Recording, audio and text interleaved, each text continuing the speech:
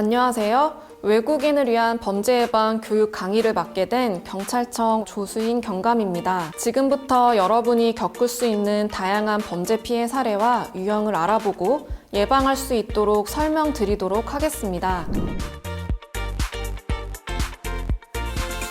여기 한 베트남 이주 여성이 있습니다. 그녀는 한국말을 못한다는 이유로 남편에게 무차별 폭행을 당했고 전치 5주 이상의 진단을 받았습니다. 이 여성은 심한 언어적 폭력에도 시달려 왔는데요. 위 폭행 사건으로 가해자인 남편은 긴급 체포되었습니다. 위와 같은 것을 우리는 가정폭력이라고 하죠. 가정폭력은 남편과 아내, 부모와 자녀, 형제, 자매 및 기타 동거 가족을 포함한 가족 구성원 중에 한 사람이 다른 구성원에게 의도적으로 물리적인 힘을 사용하거나 정신적인 학대를 통하여 고통을 주는 행위를 말합니다. 가정폭력의 유형은 어떤 것들이 있을까요?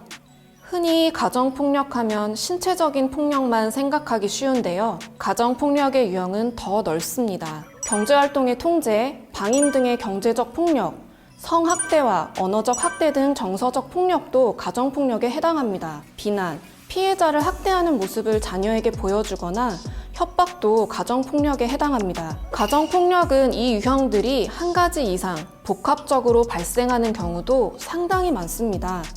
가정폭력에 대한 잘못된 통념들이 참 많습니다. 첫 번째, 맞을 짓을 했으니까 맞는다? 아닙니다.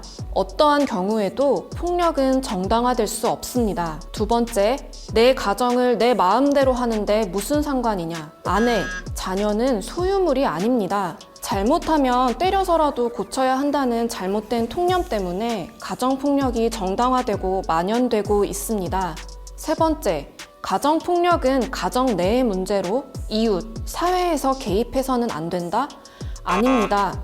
가정폭력은 사회를 무너뜨리는 범죄 행위이자 사회 문제이고 법적인 문제입니다. 이웃과 사회, 정부가 개입하여 피해자를 보호하고 폭력을 제지해 행위자의 폭력성을 교정하고 치료해야 합니다. 그렇다면 가정폭력이 일어났을 때 어떻게 해야 할까요?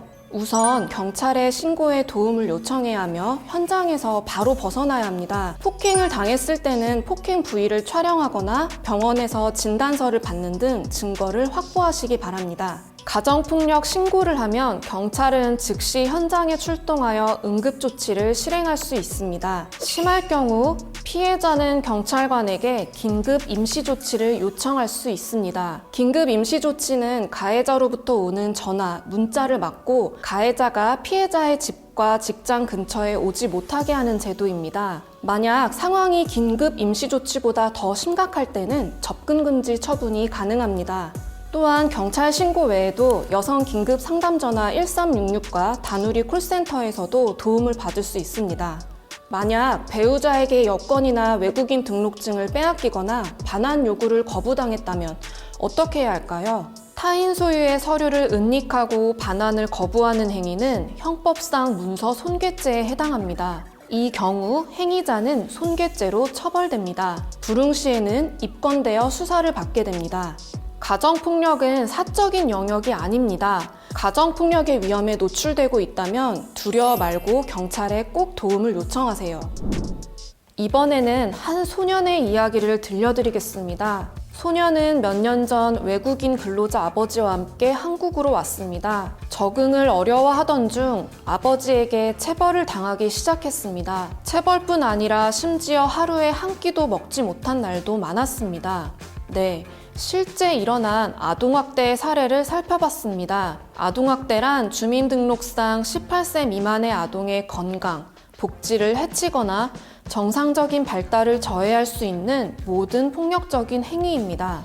아동학대의 유형은 신체학대, 정서학대, 성학대, 방임 및 유기 등으로 구분할 수 있습니다. 여러분, 아이들은 우리의 미래입니다. 내 아이라고 해서 내 마음대로 하는 것은 아동학대가 될 수 있다는 것 꼭 기억하시기 바랍니다. 다음은 성폭력 피해 사례를 함께 보시겠습니다. 회사원이었던 피해자는 상사에게 강제추행과 성적 모욕을 당했고 상사는 강제추행으로 처벌받았습니다. 성폭력이란 상대방의 의사에 반하여 가하는 모든 성적 행위로 신체적, 언어적, 정서적 폭력을 포괄하는 광범위한 개념입니다. 성폭력의 대표적인 유형들로는 원치 않는 성관계를 하게 하는 강간과 피해자가 원치 않는 신체 접촉을 하는 강제 추행이 있습니다. 또한 준강간은 피해자가 술에 취한 상태이거나 또는 잠자고 있는 사이 강간하거나 추행하는 것을 말합니다. 업무상 위력 등에 의한 간음도 있는데요. 일터에서 팀장, 사장과 같은 상사가 상하 관계를 이용하여 강간하는 것을 말합니다. 만약 성폭력 피해를 입었을 경우 어떻게 대처해야 할까요? 우선 중요한 증거를 최대한 확보해야 합니다. 몸을 씻지 말고 입고 있었던 속옷은 버리지 말아야 합니다. 몸에 멍이나 상처가 있는 경우 사진을 찍어 증거를 남기세요. 그 다음 경찰에 반드시 신고하시기 바랍니다. 경찰 외에도 여성 긴급 상담 전화 1366, 다누리 콜센터 1577-1366에서도 도움을 받을 수 있습니다. 대한민국에서는 성폭력 피해자를 위한 다양한 보호, 지원 대책을 제공하고 있습니다. 피해자는 수사 과정에서 동성 경찰관에게 조사를 받을 수 있고 국선 변호사 지원을 받을 수 있습니다. 피해자 조사를 받을 때 가명을 사용할 수 있을 뿐 아니라 가족이나 신뢰할 수 있는 사람과 함께 할 수 있습니다. 또한 신변 보호를 받을 수 있고 심리 상담이나 임시 숙소 지원도 가능하니 안심하고 경찰에게 신고하기 바랍니다. 이주 여성 B씨는 고향에 대한 향수와 외로움에 랜덤 채팅 어플을 자주 이용했습니다. 그곳에서 고향 친구 C를 만나 우정을 쌓았는데요. 어느 날부터 C에게서 옷을 벗은 사진 등을 요구받기 시작했습니다. B씨는 신고하려 했지만 C는 가족과 인터넷에 B의 사진을 유포하겠다며 협박과 금품을 요구했습니다. 여성을 협박해 촬영한 성착취 영상물을 텔레그램에 유포한 성착취 사건 기억하시죠? 성착취 사건. 방금 본 B씨의 사례를 디지털 성범죄라고 합니다. 디지털 성범죄는 불법 촬영, 유포 외 사이버 공간에서 일어나는 모든 성범죄를 말합니다. 디지털 성범죄의 유형들은 아주 많고 지금도 다양하게 논의되고 있습니다.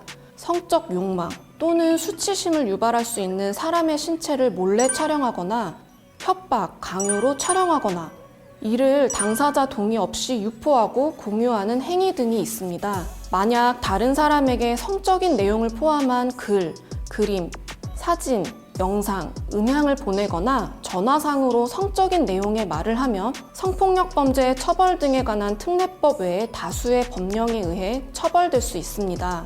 디지털 성범죄 피해를 당하게 되면 어떻게 해야 할까요?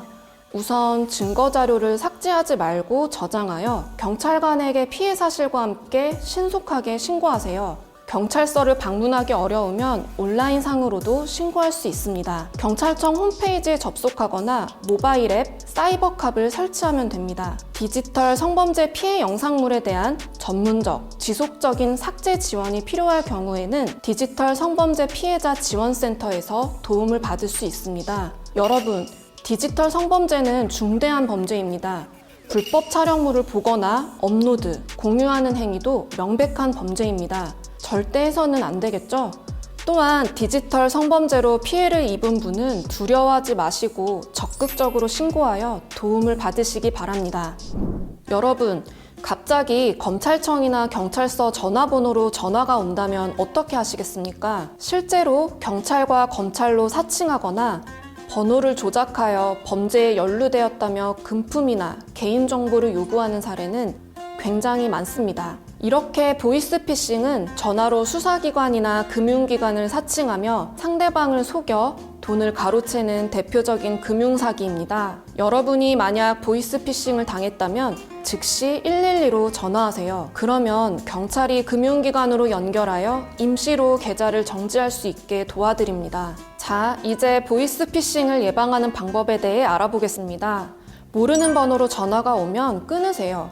만약 조금이라도 의심된다면 112로 전화해서 상담 받으시기 바랍니다. 대한민국에서는 수사기관이나 금융기관이 절대 전화로 돈이나 개인정보, 통장이나 카드의 비밀번호를 요구하지 않습니다. 이렇게 보이스피싱 피해자가 될 수도 있지만 보이스피싱 공범으로 연루되어 처벌받을 수도 있습니다. 여러분, 혹시 현금 인출책이란 단어를 들어보셨나요? 인출책은 쉽게 말해 심부름꾼을 뜻하는데요. 피해자가 송금한 돈을 인출해서 피의자에게 전달하는 역할을 하는 사람입니다. 인출책은 피의자와 함께 처벌되니 대가를 받고 인출책을 하는 일이 없도록 주의해야 합니다. 다음 사기 수법은 인터넷으로 물건을 사고 팔면서 발생하는 인터넷 거래 사기입니다. 구매자가 먼저 연락, 물건을 받기 전에 돈을 먼저 입금하여 피해를 보는 경우가 대표적인데요. D씨는 인터넷 카페에서 판매글을 보고 판매자에게 연락했습니다.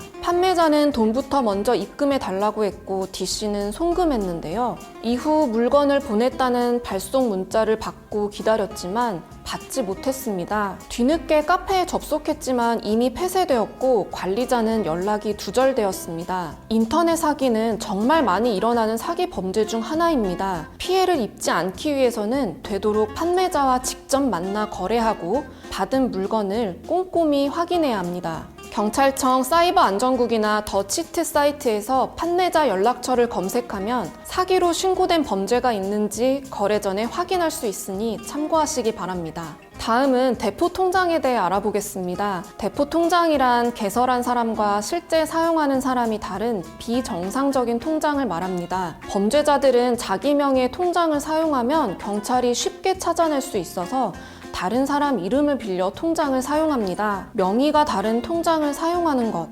대한민국에서는 불법입니다. 대포 통장 피해 예방법은 간단합니다. 누구에게도 통장, 체크카드, 계좌 비밀번호를 알려주지 마세요. 그것만으로도 대포 통장 피해를 막을 수 있습니다. 지금까지 다양한 패턴의 사기죄와 예방법에 대해 알아봤습니다. 보이스피싱, 인터넷 거래 사기, 대포 통장은 방심하면 누구에게나 일어날 수 있는 생활 속 금융사기입니다. 예방법을 꼭 기억하세요.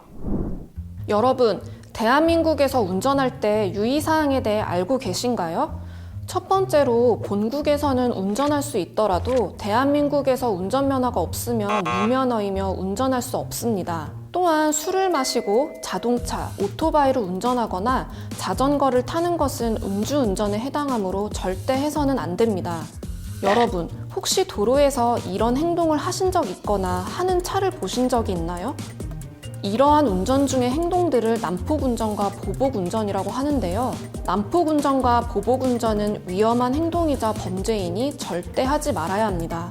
교통법규는 나뿐만 아니라 다른 사람들의 생명과 연결되는 일입니다. 안전운전을 생활화합시다.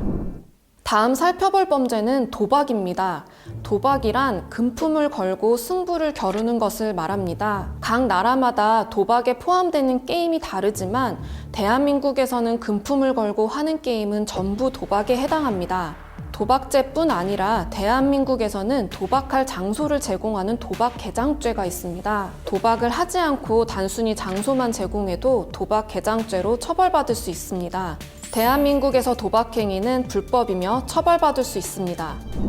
다음 알아볼 범죄는 마약입니다. 마약을 범죄로 처벌하지 않는 나라도 있습니다. 하지만 대한민국에서는 마약, 향정신성 의약품, 대마를 단순히 소지하거나 사용하는 것을 범죄로 처벌하고 있습니다. 가장 대표적인 마약류는 아편, 대마초, 코카인, 엑스터시, LSD가 있습니다. 이들은 투약은 물론 수출입, 판매나 구입, 집에서 재배, 종자 소지하는 건 모두 범죄 행위라는 점 꼭 알아두시기 바랍니다. 내 몸을 망칠 뿐 아니라 사회에 심각한 피해를 줄 수 있는 마약. 마약은 단순히 소지하기만 해도 처벌받을 수 있습니다. 지금부터는 불법 체류자 통보 의무 면제 제도에 대해 알아보겠습니다. 용어가 상당히 어려운데요. 간단히 말씀드리면 불법 체류자가 범죄 피해를 당해 경찰 조사를 받게 될 경우에는 불법 체류자라는 이유로 출입국 관리사무소에 보내지 않는 제도입니다. 이 제도는 모든 범죄에 해당하는 것은 아니지만 대부분의 범죄 피해가 해당되니 알아두면 좋습니다. 만약 불법 체류자가 교통사고 피해자라면 무면허 운전을 했더라도 통보 의무 면제 대상으로 출입국 관리사무소에 통보되지 않습니다. 다음으로 성매매 피해 불법 체류 여성의 경우를 알아볼까요? 단순 성매매 불법 체류 여성은 출입국 관리법 위반으로 범죄 피해자이므로 원칙적 통보 대상입니다. 그러나 만약 불법 체류 여성이 폭행, 감금, 협박 등에 의한 성매매 피해자임이 명백하다면 통보 의무 면제 대상이 됩니다. 마지막으로 불법 체류자가 근로를 강요당하는 경우가 있습니다.